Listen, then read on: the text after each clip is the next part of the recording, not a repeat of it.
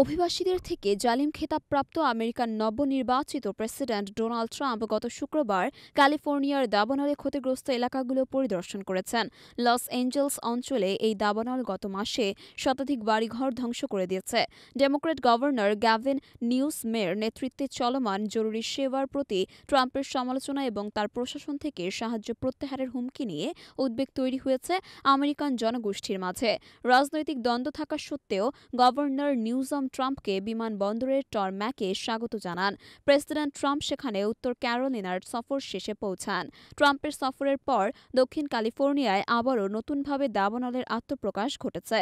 স্থানীয় কর্মকর্তারা শুষ্ক ও বায়ুবাহিত আবহাওয়াকেও প্রতিহত করার চেষ্টা করেছেন, যা মূলত আগুনের বিস্তারকে উস্কে দিচ্ছে। ট্রাম্প বলেন, আমি গভর্নরের সঙ্গে সাক্ষাৎ করার জন্য কৃতজ্ঞ। কঠিন পরিস্থিতির মাঝে স্থানীয় মানুষদের ইচ্ছাশক্তি দেখে খুব ভালো লাগছে। তিনি বলেন, ফেডারেল সরকার আপনাদের ১০০% পাশে থাকবে। গভর্নর নিউসম বৃহস্পতিবার ক্ষতিগ্রস্ত এলাকায় পুনর্গঠনের জন্য $2.5 বিলিয়ন তহবিল ঘোষণা করেছেন। তবে ট্রাম্প রাজ্যের দাবানল মোকাবিলার ক্ষেত্রগুলো নিয়ে সমালোচনা করেন এবং ভোটার আইডির নির্ধারিত আইন পরিবর্তনের শর্তে ফেডারেল সরকারের সহায়তা দেওয়ার কথা বলেন। ট্রাম্প প্যাসিফিক প্যালিসেডস এলাকায় স্থানীয় নেতাদের সঙ্গে আলোচনায় অংশ নেন। সেখানে তিনি উত্তরের জল দক্ষিণে স্থানান্তরের প্রতিশ্রুতি দেন।